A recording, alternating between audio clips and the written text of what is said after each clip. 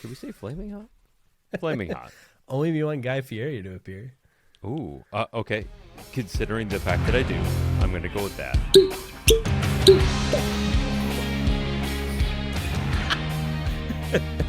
I don't want to talk about how much whiskey I just got on my blazer. Hey guys, thanks for catching your dose of Weekly Whiskey with John and Jay. Weekly Whiskey is made on Mackie. If you'd like to find out more about our top-notch studio gear that we're using, check them out on Mackie.com. Yeah, thanks to Mackie. Now, so John, we've got something new here. We've got something that I don't think a lot of people have tasted yet. So what are we drinking tonight? What's the deal? Man, do we have a fresh one to review tonight. So this is the brand new, screaming hot, flaming hot. Should we say flaming hot? Flaming hot. Only if you want Guy Fieri to appear. Ooh, okay. Considering the fact that I do, I'm going to go with that and say that we may be taking a trip right into Flavortown with a brand new Riff. Don't make me laugh. I got to go on. You can do it. You can do it. New Riff Distilling Red Turkey Wheated Bourbon. This is bottled and bond 100 proof, and I am ready to tear the lid off this thing and go downtown Flavortown. Let's tear into it. So while you're getting your first sniff, I've got some poured here. Really cool. New Riff is doing a lot with heirloom greens. We're seeing weird shit like balboa rye. They haven't named the grain, behind the 6-year malted rye. That's also an interesting experiment with kind of stepping outside the standard silo that you're seeing from producers. And this is no different. This is a special heirloom strain of wheat. They're making a wheated bourbon. It's 100 proof. It's bottled and bond. It's New Riff. It looks exactly like New Riff. And I'm curious what you think. So, New Riff is a brand that I've been pumping the tires on a lot for the past couple of years. Like, I feel like they are kind of like The Rock. So, The Rock, in my opinion, he just doesn't make mistakes, right? This guy does things the right way. Mm-hmm. He makes decisions that work. He sticks to them. He puts in all of the hard work in the back end to make everything come out right. I think New Riff does the same thing. From bottle design right down to product development, down to the way that they release new things. They will do experimental stuff like you mentioned. They'll do a trial run or something like Balboa. It comes out and it's totally money. And what do? Follow it up with another release. Like, they just seem to have the recipe. And when it comes to a company that's doing all of these things and selling out instantly and still keeping their prices reasonable, it's really hard to hate them. I'm super excited for this release. Let's see. Yeah, and so we don't factor the price into a review, but one more reason to love New Riff. This is $49. $49. In a world where other products are rolling out with a new limited edition or experimental for well over triple this price. Oh, yeah. It's tough to get mad when you can see, like, sure, it's going to be limited, especially the first time around. But how the hell do you get mad at something that's $50, right? Like, even if you hate it, that's still money well spent to try something new, in my opinion.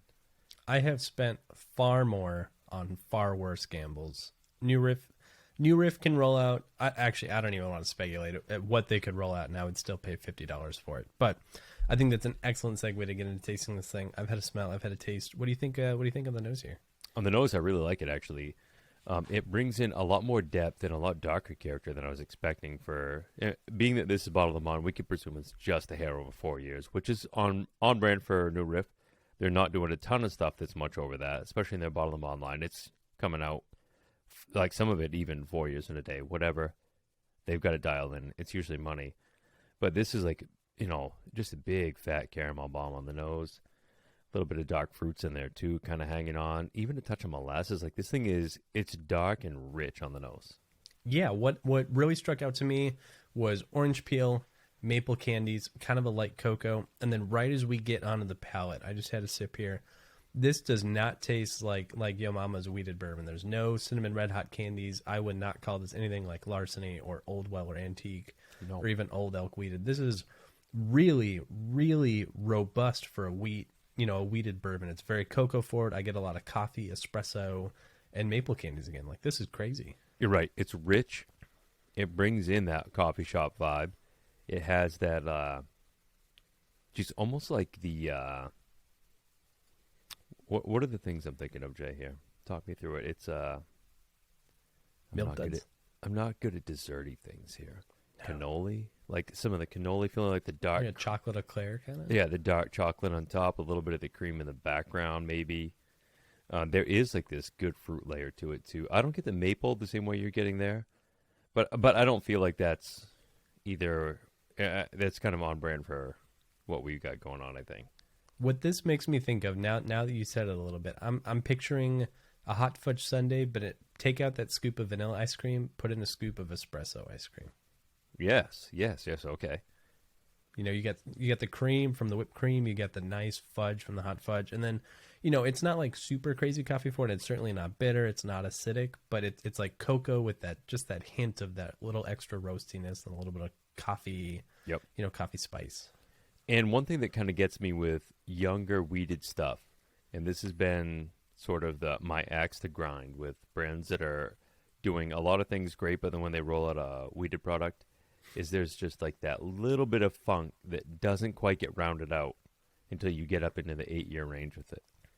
Some of that weeded distillate just needs a little bit more time in a barrel from me. Totally. This doesn't have it.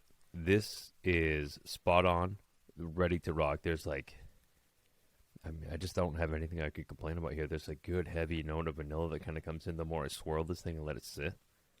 Yeah, and what I really like too, this is really tightly integrated. Nose flows nicely into the palate. Palate is flowing nicely into the finish. The finish is really rich as well. Really big cocoa kind of toffee notes here. I get more of like a waffle cone kind of cake batter finish than that coffee note. And overall, I think it flows really well. It has really nice presence. It's got big body. It's rich. It's syrupy. And, it's $50. Yeah, the legs on this thing are really great in the glass, too. I almost threw the waffle cone in there earlier, but I didn't want to do it just because it's something that we both use so frequently that I was like, let me find another way to articulate it. And I kind of went with the cannoli style stuff on there. Oh, so like the round pastry version of waffle cone. Yeah. The same exact thing, but like, let me just say it in another way to, give you a richer experience overall. But this is nice. I do like this quite a bit.